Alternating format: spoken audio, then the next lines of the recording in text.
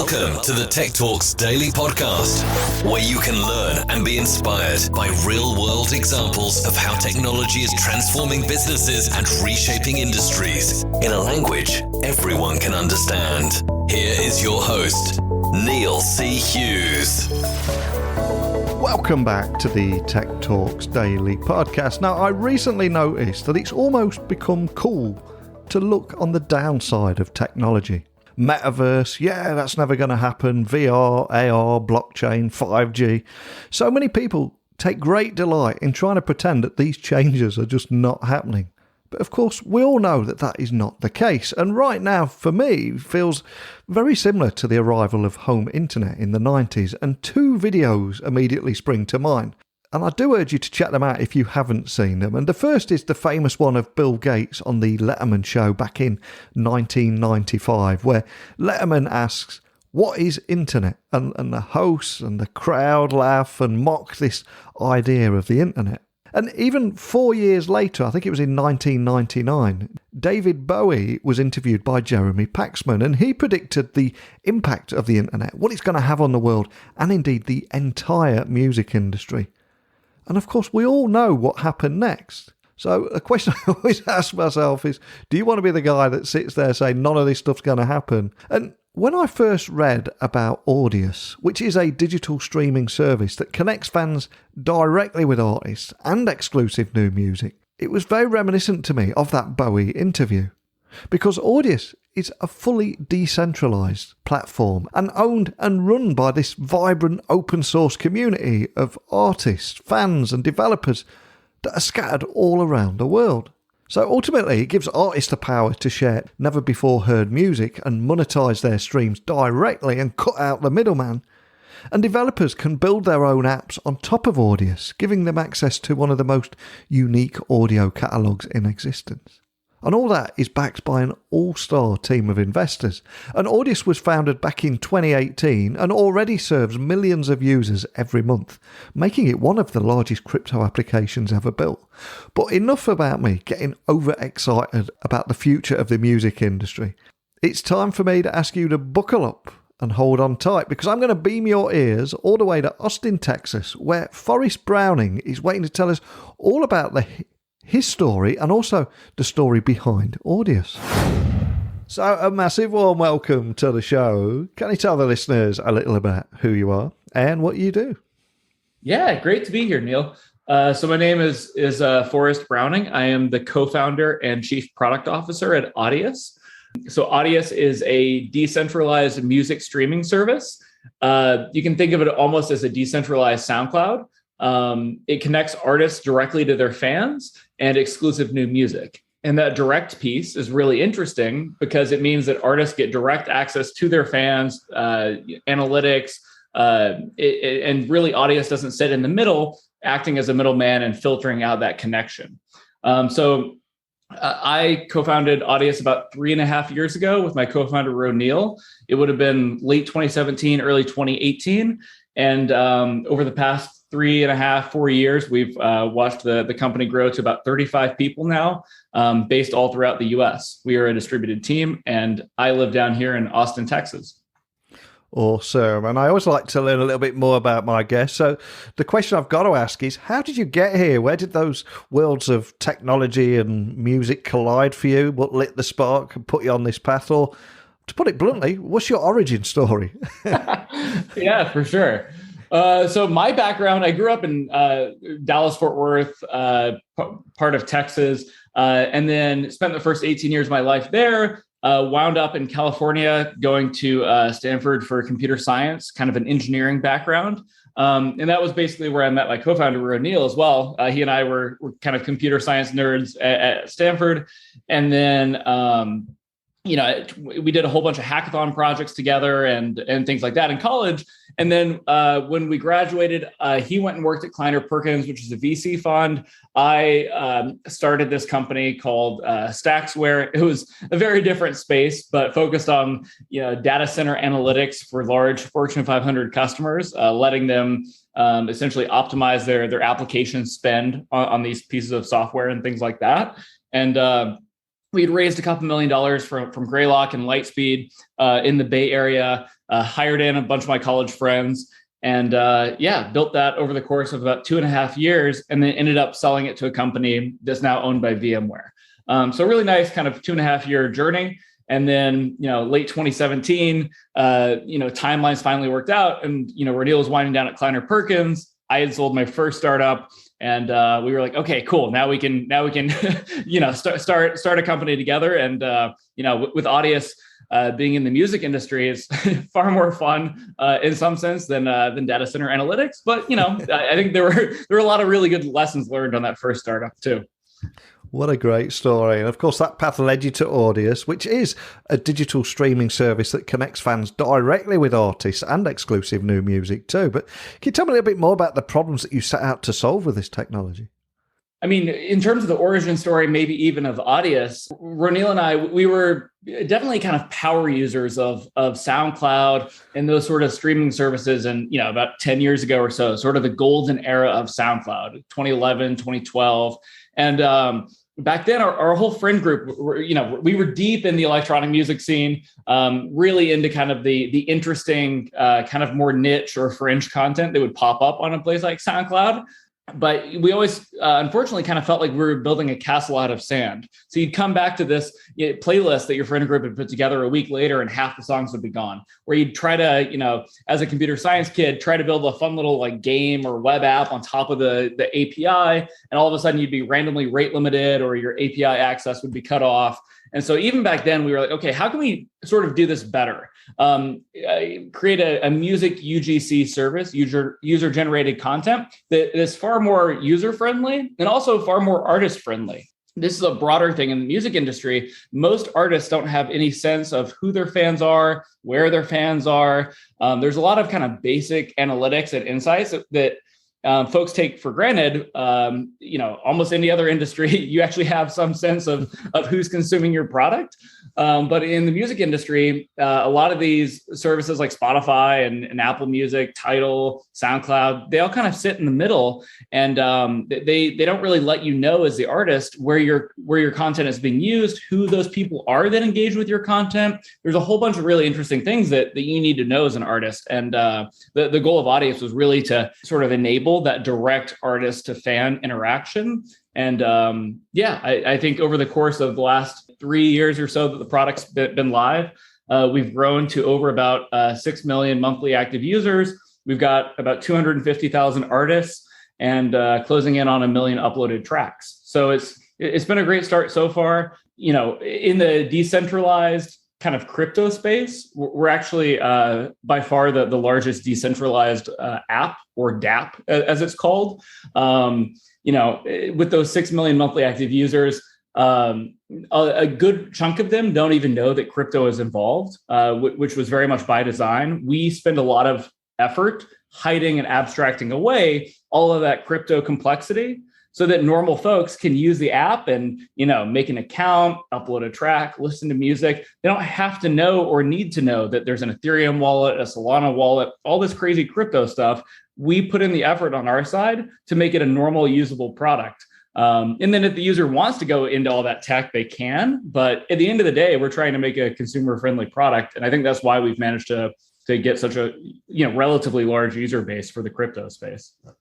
And one of the things that immediately stood out to me is that Audius is this decentralized and also owned and run by the vibrant open source community of artists, fans, and developers from all over the world. It's quite beautiful the way technology brings everyone together here. But can you walk me through how it all works? So, as you can imagine, a whole lot of moving pieces here. I'm happy to dig in if you want. But essentially, when a normal artist or fan comes to Audius, they can create an account with an email and a password, and actually behind the scenes, that's being used as sort of the entropy or kind of the passcode of a wallet on the blockchain. So there's an Ethereum wallet, there's a Solana wallet, and all of that is actually created on the behalf of the user using their email and password. And then they're able to upload a track or listen to a song. And what they don't actually know is that behind the scenes, there's a whole bunch of complexity moving around in the sense of Audius as a as a company or as a project isn't actually hosting any of that content.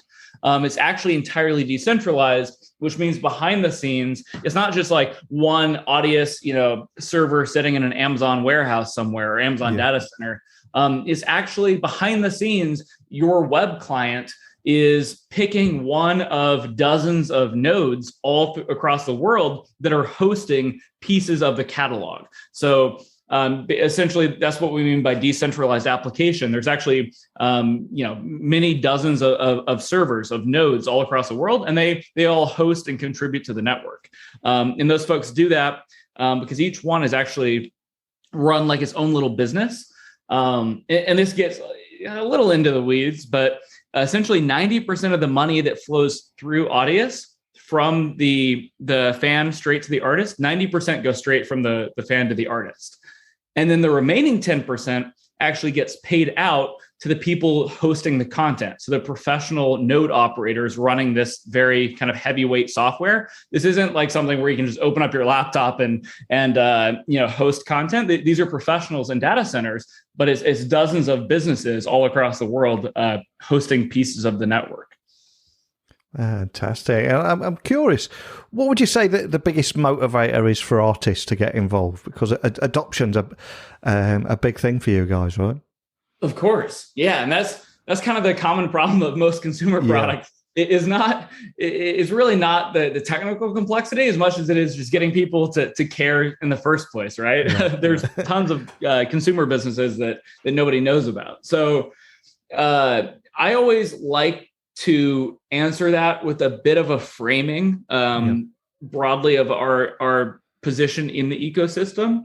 So if you'll humor me for a moment, the best way to explain this is probably, if you think about video services, all the video services that are out there, broadly speaking, you've got things like Netflix or Amazon Prime Video or Apple TV. Like Netflix is the best example. That's on one end of the spectrum, right? So very high production value, studios, not just anybody can upload. It's kind of a walled garden.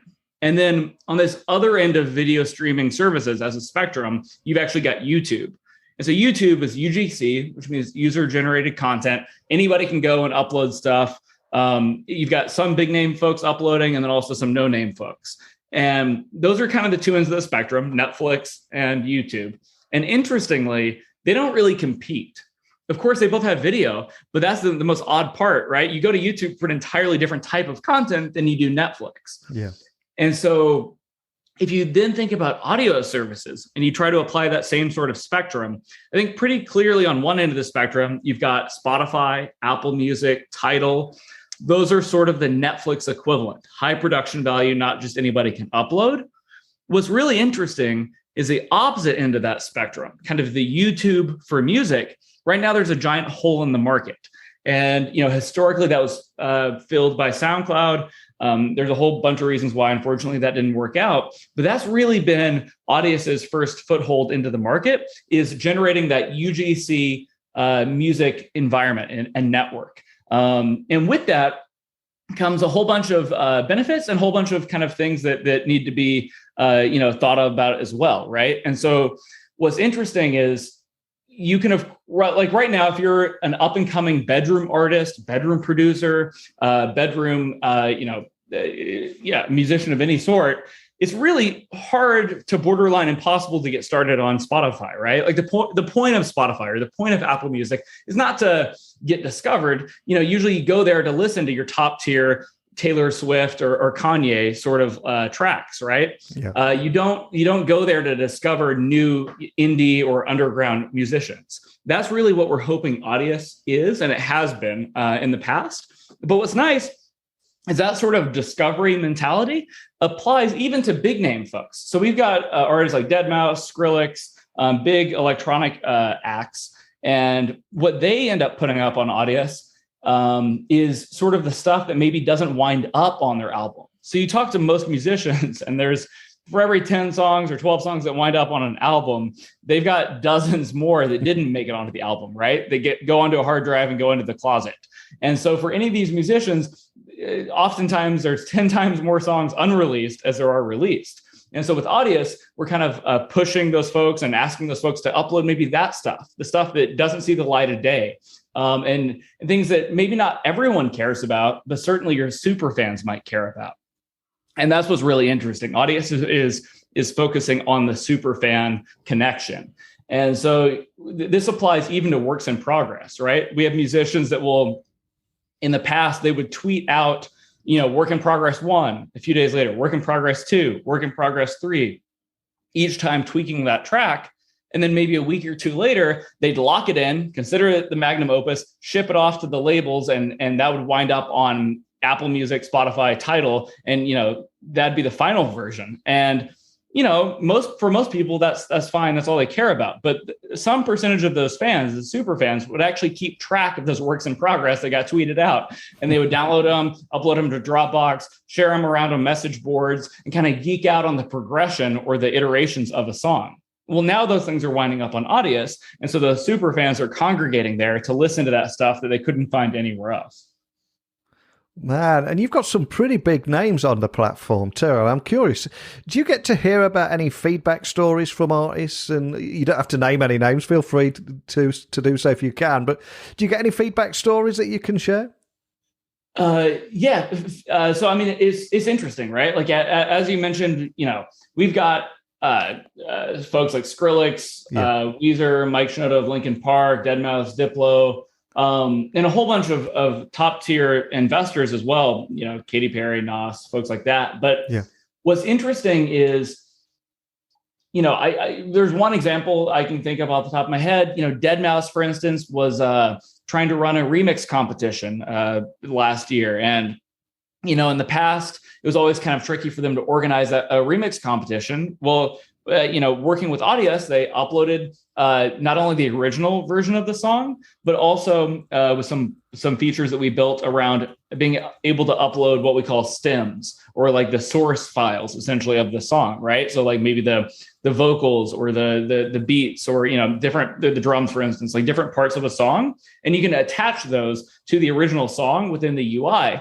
on the website audius.co. And so then the fans, especially the musically inclined fans, were able to download the individual parts of the song, remix it in their own way, and then re-upload it to Audius, tagging the Deadmau5 original. And then within the website, you had all these remixes that he could listen to. And he did that on a live stream, kind of like going through all the different ones. The community could upvote, downvote different tracks.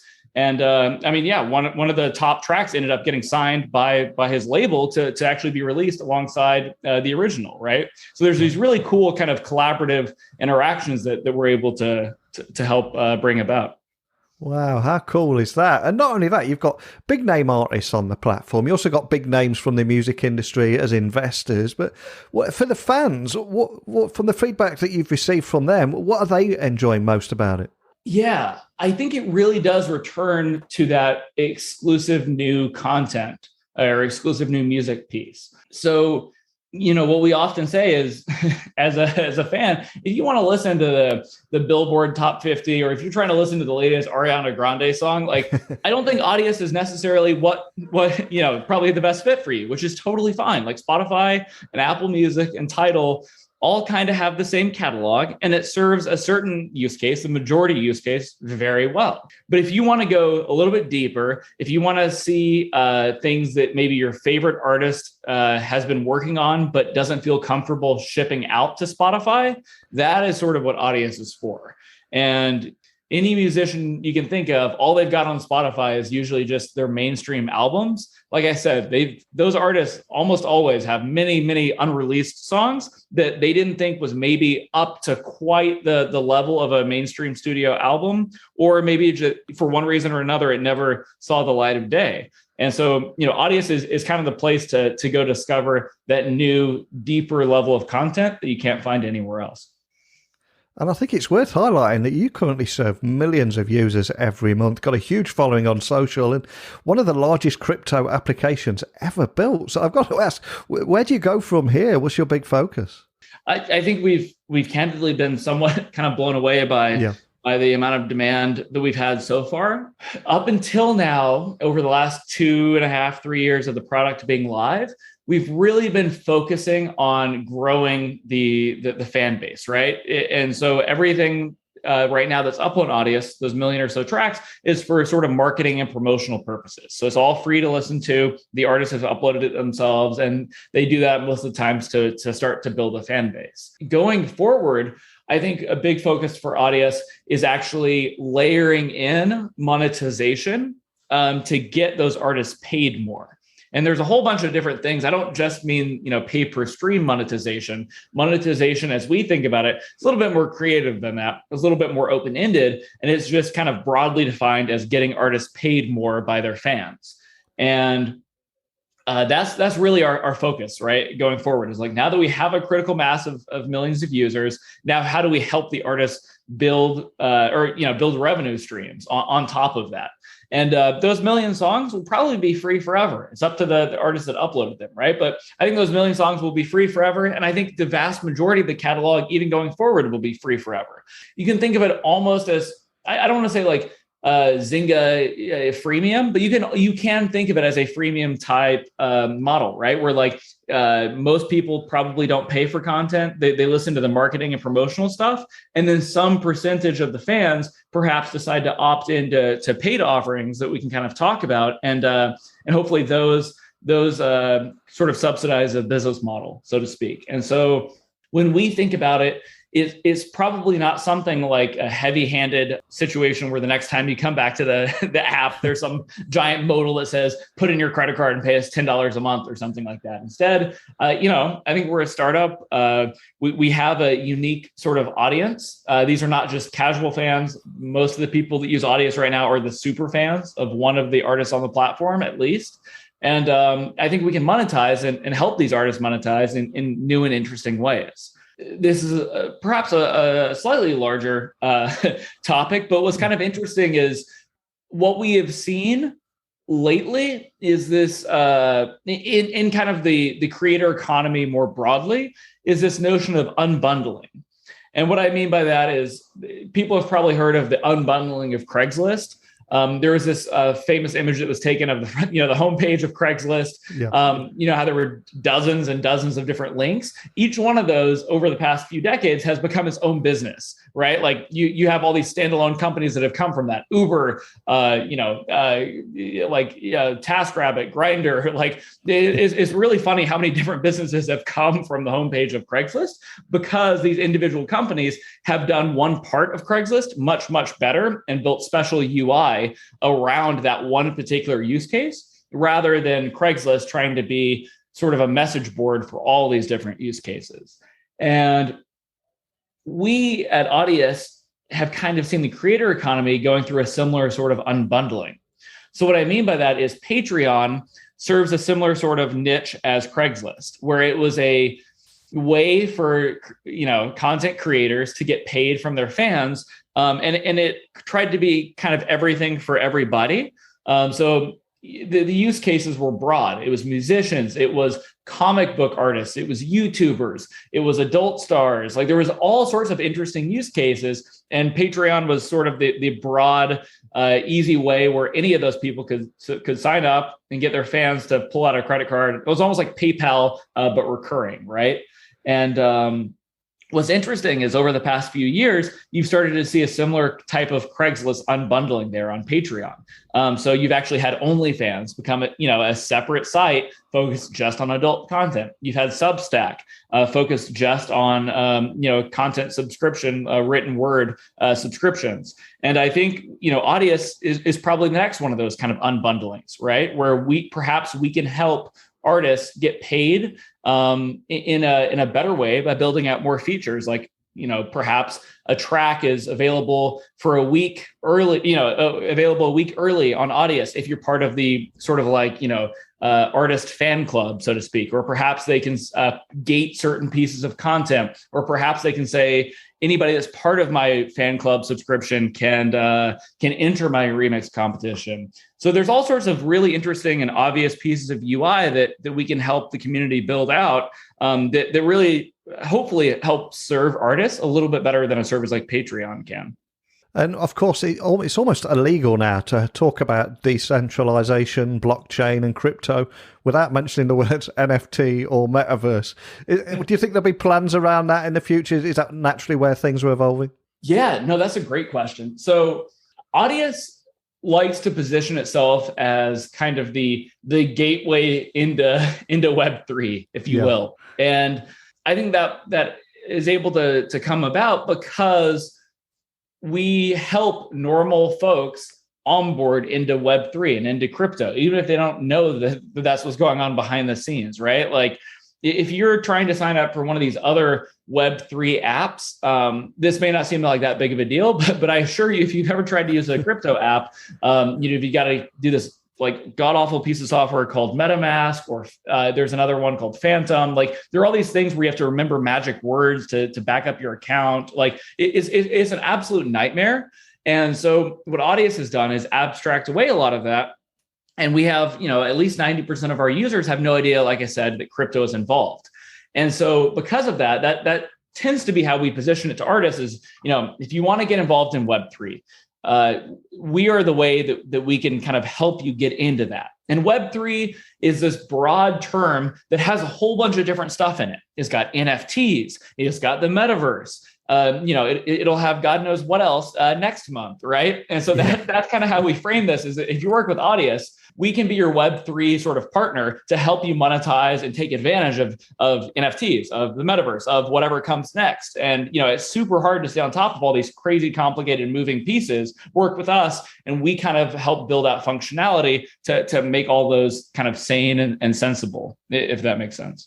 Absolutely, and I've loved chatting with you today. But before I let you go, I always like to ask my guests to leave the listeners with a personal touch of inspiration by sharing either a book that has inspired them in their life, or even a go-to song that just helps them get their head in the zone, or a song that's important to them. Now, you're probably the kind of guy that's so cool you listen to bands that don't even exist yet. But is there a choice you can leave us with today and a story behind it? Absolutely. I've got a lot of sort of underground songs that you've probably never heard of that aren't available on Spotify. So I'll avoid shilling an Audius song. So instead, I'll probably leave your listeners with a book. One that I imagine you've heard of before, but it was Peter Thiel's 0 to 1. I think for a lot of entrepreneurs and a lot of folks getting into startups, thinking about the world in sort of the philosophical frameworks that he presents in that book, I think it's super, super important. And actually, when I was in college, I worked at Peter Thiel's late stage venture capital firm called Mithril Capital. And so got to see that also, on the other side of the fence in person, and, really, really inspiring, and definitely the book that I recommend to any entrepreneurs. And for any of your community members that are listening here, what would be the Audius track that you would shill to them? There's got to be one that immediately comes off the top of your mind.